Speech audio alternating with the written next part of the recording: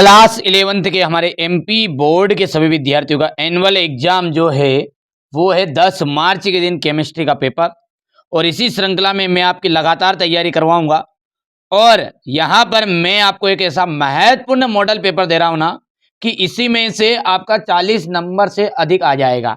मैं आपको 4 तरह के क्वेश्चन पेपर दूंगा और जरूरत लगेगी तो 5वां और छठा दूंगा। ठीक है, बिल्कुल चिंता मत करो। आप तो मैं जितना बता रहा हूं उतना कंप्लीट कर लोगे, जिसमें आप आराम से टॉप करोगे। बिल्कुल लिखा पढ़ी, बिल्कुल जवाबदारी के साथ। ठीक है, क्वेश्चन पेपर बड़ा ही मोस्ट इंपोर्टेंट है और आने के चांस बहुत ज्यादा रहेंगे।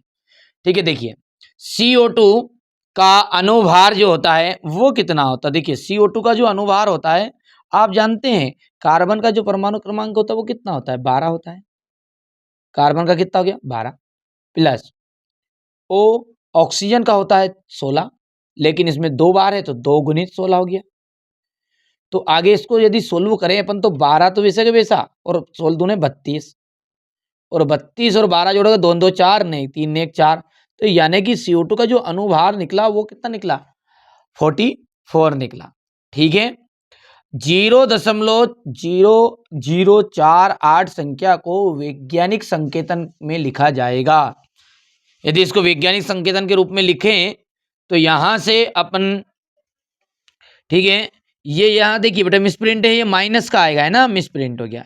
तो यहां से आ जाएगा 4.8 इंटू 10 की घात -23। ये आपका राइट आंसर रहने वाला है। हो गया, माइनस का लिखना है ना। चलिए आगे बढ़ाएं। क्वेश्चन नंबर जो 3 है वो क्या कह रहा है इसमें कि एक अभिक्रिया जो है AB है, A+B CD प्लस Q के लिए एंट्रोपी परिवर्तन धनात्मक पाया गया। यहां अभिक्रिया संभवतः होगी।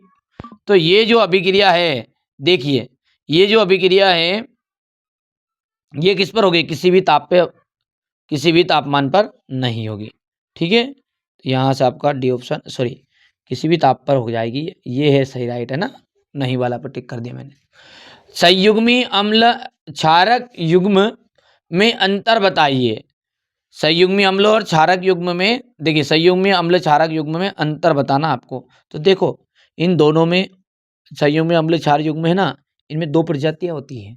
अब 2 प्रजातियां होती है तो ये केवल एक दूसरे से प्रोटॉन से भिन्न होते हैं बस। कैसे, प्रोटॉन से, इलेक्ट्रॉन के द्वारा नहीं होगा, न्यूट्रॉन के द्वारा नहीं होगा, केवल किनके कारण भिन्न होंगे, प्रोटॉन के कारण। ठीक है, और प्रोटॉन में क्या पाया जाता है, H धनायन भिन्न पाया जाता है। तो केवल प्रोटॉन राइट आंसर हो जाएगा। वह अभिक्रिया जिसमें इलेक्ट्रॉन का निष्कासन होता है क्या कहलाती है, इलेक्ट्रॉन का निष्कासन मतलब इलेक्ट्रॉन का नुकसान होगा। ठीक है, और नुकसान होगा तो ऑक्सीकरण होगा। हो गया। C2H2 का प्रत्येक कार्बन में संकरण पाया जाता है। C2H2 में कौन सा संकरण पाया जाता है, तो sp संकरण पाया जाता है। ठीक है, याद रखना है, ध्यान रखना ये चीज अपने के लिए। प्रत्येक कार्बन परमाणु के लिए, यहां लिख देता हूं मैं, प्रत्येक कार्बन परमाणु के लिए sp संकरण आवश्यक है। हो गया था। चलिए आगे बढ़ाएं जुलूस। ये यहां से देखिए चूज द करेक्ट ऑप्शन। तो इसमें आपका पहले में आपका 44 है, दूसरे के अंतर्गत यहां से देखिए मिसप्रिंट है बेटा, 10 की पावर -3 आ गए हैं, 10 की पावर -3 है। बहुत ही बेहतरीन सा सिंपल पेपर बता रहा हूँ, ये बात बता रहा हूँ आपको है ना, 100% दावा कर रहा हूँ बेटा। मैं यदि जो बच्चा मेरे से 10th पढ़ा है ना पिछले साल, उसे पता है कि मैं मॉडल पेपर देता हूँ। ठीक है, और अंत समय में सब संभाल लेंगे यार है ना। एप्लीकेशन पे जुड़े नहीं जुड़े आपने अभी तक, पूरा ऐप से लिया नहीं लिया, सब कुछ जुड़ जाओ। देखो कुछ चीजें ऐसी सामने नहीं बताएंगे ना, घबराओ मत तुम तो। सब है, 10th चीज एक अलग होती है, 11th में सब कुछ संभव होता है ना।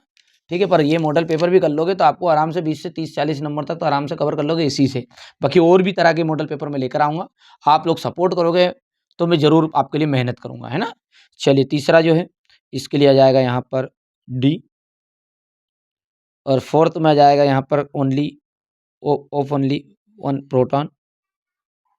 फिफ्थ की बात करें तो यहाँ से आपका आ जाएगा ऑक्सीडेशन रिएक्शन, और यहाँ से sp संकरण आ जाएगा। हो गया भैया, यहाँ से क्या जाएगा sp संकलन हो जाएगा। हो गया। चलिए आगे बढ़ाएं जुलूस। अब है रिक्त स्थान, और रिक्त स्थान तो पहले से मैंने थोड़ा सा भर के रखा है ताकि कम समय में आपको पूरी चीज़ें प्रोवाइड भी करा दूं। देखिए बेंजीन का जो मूलानुपाती सूत्र होता है ना, बेंजीन का वो मूलानुपाती सूत्र क्या CH है क्या? ठीक है। दूसरा देखते हैं कि अमोनिया जो है उस अणु की आकृति, अमोनिया अणु की जो आकृति होती है वो कैसी होती है? त्रिकोणी पिरामिडी होती है। प्रक्रिया जिसमें इलेक्ट्रॉन ग्रहण करते हैं तो क्या कहलाती है? अपचयन कहलाती है। ये मतलब जिसमें इलेक्ट्रॉन ग्रहण होगा वो आपका अपचयन, इलेक्ट्रॉन का त्याग होगा वो मतलब ऑक्सीकरण, जो कि आपने यहाँ पे देखा ही यही है। ठीक है, अभी तो देखा था यहाँ पे, देखो वहाँ जिसमें इलेक्ट्रॉन का निष्कासन होगा मतलब इलेक्ट्रॉन का त्याग होगा, और जिसमें ग्रहण होगा वो अपचयन, जिसमें त्याग होगा वो ऑक्सीकरण। एल्काइन का जो फॉर्मूला है वो क्या है? CnH2n-2। आइडोफार्म पर सिल्वर चूर्ण की क्रिया से एसिटिलीन बनता है। ठीक है, आइडोफार्म के पर सिल्वर चूर्ण की क्रिया से क्या बनेगा? एसिटिलीन बनेगा। बेंजीन जो है, बेंजीन CH3Cl के साथ निर्जल AlCl3 की उपस्थिति में क्रिया द्वारा बनता है तो टालुइन बनता है। क्या याद रखोगे? टालुइन बनता है ना? ध्यान रखोगे पक्का? अच्छा, यहाँ से अपन इंग्लिश मीडियम वाले स्क्रीनशॉट लेके बढ़िया से इसको पढ़ के जाना है आपको, कर पाओगे आराम से। अब अगला है सत्य और असत्य की। क्वेश्चन नंबर जो 3 है इसमें आ जाएगा सत्य असत्य। ठीक है, ज़्यादा से ज़्यादा शेयर करना है ना, कोशिश कर रहा हूँ मैं आपको समझाने की कोशिश करूँगा और आपके साथ बहुत प्रॉपर तरीके से मैं गाइडेंस कर दूंगा। बिल्कुल घबराओ मत है ना, केमिस्ट्री के पेपर जो एनुअल एग्जाम का है बहुत ही सिंपल सा है, ये मैं आपको दिलवा दूंगा। फिजिक्स के लिए भी मैंने अपलोड कर दिए, हिंदी इंग्लिश सब वगैरह वगैरह भेज दूंगा, पर सपोर्ट चाहिए मेरे को, ज़्यादा ज़्यादा वीडियो शेयर करना है। किसी परमाणु में कोई 2 इलेक्ट्रॉन की बारी क्वांटम संख्या का मान समान नहीं होता क्या? ठीक है, किसी भी परमाणु के कोई 2 इलेक्ट्रॉन की बारी में क्वांटम संख्या का मान समान नहीं होता, तो बिल्कुल ये बात आपकी हो जाएगी सही है। अब बेटा यहाँ पर जो है ना ये मिसप्रिंट लग रहा है, ये चारों है, चारों जब तक मैंने पढ़ने में नहीं आ रहा, चारों क्वांटम संख्या का जो मान है समान नहीं होता है क्या? तो बिल्कुल ये बात आपकी सत्य रहेगी। किसी उपकोष की सभी कक्षकों में इलेक्ट्रॉन का युग्मन तब तक नहीं होता जब तक कि उस उपकोष के सभी कक्षक में एक एक इलेक्ट्रॉन प्रवेश न कराया जाए, तो ये बिल्कुल आपका सत्य रहेगा। बोर की जो आवर्त सारणी है उसमें परमाणु क्रमांक पर आधारित होती है, तो बोर की जो आवर्त सारणी है वो उसमें परमाणु संख्या पर आधारित है क्या? नहीं। ठीक है, वो है आवर्त सारणी में परमाणु संख्या पर। ठीक है, आधुनिक आवर्त सारणी है और परमाणु की जो बोर की आवर्त सारणी वो निर्भर नहीं है। कौन सी है? आधुनिक आवर्त सारणी। तो ये बात आपकी असत्य जाएगी। बोर की आवर्त सारणी नहीं है, कौन सी है? आधुनिक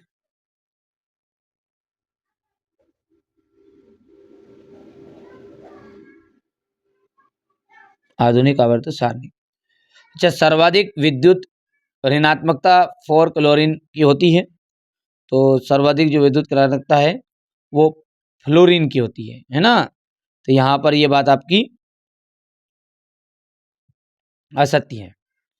तो किसकी होगी? क्लोरीन बोल रहा है ये, अपने को क्या है याद रखना है? फ्लोरीन।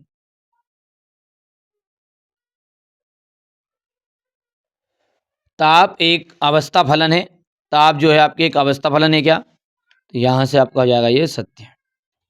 हम्म, हो गया। चलिए आगे बढ़ाएं। यहाँ से ये पहला जो है आपका ट्रू रहेगा, दूसरा जो है आपका दूसरा जो है वो आपका क्या है यहाँ पर? ट्रू है वो भी। तीसरा जो है वो है आपका फाल्स, चौथा फाल्स है आपका, पांचवा फाल्स है और छठा जो रहेगा वो ट्रू रहने वाला है। याद रह जाएगा भैया। आगे बढ़ाएं जुलूस। देखिए अब है सही जोड़ी। सही जोड़ी में क्या जाएगा? इलेक्ट्रोमेरिक प्रभाव। इलेक्ट्रोमेरिक प्रभाव का जाएगा अस्थायी प्रभाव। अमोनियम हाइड्रोक्साइड का जाएगा दुर्बल विद्युत अपघट्य। ठीक है, पीएच तापक्रम तो सोरेनसन। प्रोनिक प्रभाव का जाएगा स्थायी प्रभाव। विक्टर मेयर विधि का जाएगा कार्बनिक पदार्थ का आणविक द्रव्यमान। हो गया। चलिए आगे बढ़ाएं भैया। चलिए आगे बढ़ते हैं। तो जोड़ी में आपको देख सकते हैं पहले का आपका यहाँ से, अब देखिए यहाँ से इंग्लिश मीडियम का मैंने भर दिया है ताकि कम समय में पूरी चीज़ें मिल जाए। ठीक है, इलेक्ट्रोमैटिक इफेक्ट का आपका यहाँ से देख सकते हैं। ठीक है, टेम्परेरी इफेक्ट आ जाएगा, ये भर दिया है ना। चलिए अगला क्या कह रहा है आपका कि किस कक्षक में दिशात्मक प्रभाव नहीं होता है। देखिए एस कक्षक में, एस ऑर्बिटल में आपका दिशात्मक प्रभाव नहीं होता है। समूह के में ऊपर से नीचे जाने पर धात्विकता पर क्या प्रभाव पड़ता है। तो समूह में ऊपर से नीचे जाने पर धात्विकता का जो मान है वो बढ़ता है, मतलब धात्विकता बढ़ती है। ठीक है, गैसों की द्रव में विलेयता ताप का क्या प्रभाव पड़ता है। तो गैसों की द्रव में विलेयता पर ताप का प्रभाव ये पड़ता है कि ताप घटता है। हेंस्ड नियम जो है उसको आपको लिखना है। ठीक है, तो यहाँ से चलिए अगला देखते हैं। परम शून्य ताप पर किसी क्रिस्टली पदार्थ की एंट्रोपी कितनी होती है। तो शून्य हो जाती है। ठीक है, यहाँ से आप देख सकते हैं ये, और ये आपको इंग्लिश मीडियम वाले बच्चों को करना है। अब मेन चीज़ है आपकी यहाँ से। ठीक है, इन सब का सॉल्यूशन मैंने ऑलरेडी चैनल पर अपलोड कर दिया है। n+l का नियम उदाहरण सहित, हुंड का नियम आपको देना है। निम्नलिखित में अणुओं में सिग्मा और पाई बंद की संख्या बतानी है कितनी है। सिग्मा और पाई बंद में अंतर बताइए। ठीक है, यहाँ से बहुत ही महत्वपूर्ण सैंपल पेपर समझो इसको आप। ठीक है, हाँ रामबाण साबित होगा। और आप तो चाहो तो मिलाना बेटा, 6 तरह का क्वेश्चन पेपर आएंगे, याद रखना, ABCDEF। ठीक है, MP बोर्ड में आपको 6 तरह के क्वेश्चन पेपर आने वाले हैं, क्योंकि 10वीं में जो चीज थी वो अलग चीज थी। 11वीं में जो होता ना, हर जिलों के अनुसार अलग अलग तरह के क्वेश्चन पेपर आने के चांस रहते हैं। तो 6 तरह के क्वेश्चन पेपर आएंगे पूरे। तो ये क्वेश्चन नंबर 9 हो गया है। उष्मागतिकी का प्रथम नियम देना है। लुईस अम्ल क्षारक क्यों है। H जल H2O उभयधर्मी व्यवहार प्रदर्शित करता है। pH को परिभाषित करना है। समायन प्रभाव, रेडॉक्स अभिक्रिया, ऑक्सीकरण संख्या की गणना के कोई 4 नियम ये। ठीक है, यहाँ से देखिए आवर्त तालिका में आवर्त दाएं से बाएं जाने पर निम्नलिखित में क्या गुण प्रदर्शित करता है। यहाँ से देख सकते हैं आप, निम्नलिखित में से कौन कितने किन में एंट्रोपी घटती बढ़ती है। हो गया क्वेश्चन नंबर 14। इसके बाद में यहाँ से अपन देखेंगे तो ये हो गया आपका क्वेश्चन नंबर 15 है। स्क्रीनशॉट के माध्यम से आप कंप्लीट कर सकते हैं। ये इसका थोड़ा वाला हो गया। चलिए ये क्वेश्चन नंबर 17 आपका। क्वेश्चन नंबर 18, 19 हो गया, और ये क्वेश्चन नंबर 19 के बाद में ये, और ये क्वेश्चन नंबर 20 कर पाओगे आराम से। तो ये मैंने आपको क्लास 11th के लिए केमिस्ट्री के लिए आपको पूरे क्वेश्चन प्रोवाइड कराने की कोशिश की है। ये मेरा था मॉडल पेपर नंबर 1। मैं इस तरह के आपको 4 पेपर दूंगा, जरूरत पड़ेगी तो 5 और 6 दूंगा, जरूरत वैसे पड़ेगी ही नहीं। ठीक है, बाकी आपने अभी तक इंस्टॉल किया नहीं किया, NCERT कोचिंग तो नहीं किया तो करो, और वहां से एक साथ जुड़ जाओ। 100 या 150 रुपये का आपका पूरा खर्च रहेगा। 11th का ज़्यादा कुछ खर्च नहीं है। तो वहां पर जो चीज़ें अपडेट आएगी तुरंत मिल जाएगी। ठीक है, एप्लीकेशन में सॉल्यूशन है वगैरह है सब कुछ, बाकी पकाए कह रहे कि कहाँ पछते फिरोगे, कहाँ स्क्रीनशॉट लोगे, सब कुछ बिल्कुल सिस्टमेटिक तरीके से है। पैसे तो लगेंगे 100-150 रुपये, लेकिन पूरे 11th क्लास का आपका काम पूरा हो जाएगा। ठीक है, एक साथ सिलेक्ट करोगे तो आपको 30-30, 40-40 रुपये में एक सब्जेक्ट का काम हो जाएगा। यदि अलग अलग खरीदोगे तो अलग अलग के लिए आपका पेमेंट थोड़ा ज़्यादा लगेगा। तो जरूर जुड़िए, क्योंकि आपका अपना चैनल है और आपका अपना ऐप है। क्योंकि आप सब जानते हैं मैंने 10th क्लास में आपकी खूब मदद की थी, तो 11th में भी मदद पूरी करूंगा। तो पहली बार चैनल पे सब्सक्राइब जरूर कर लीजिएगा।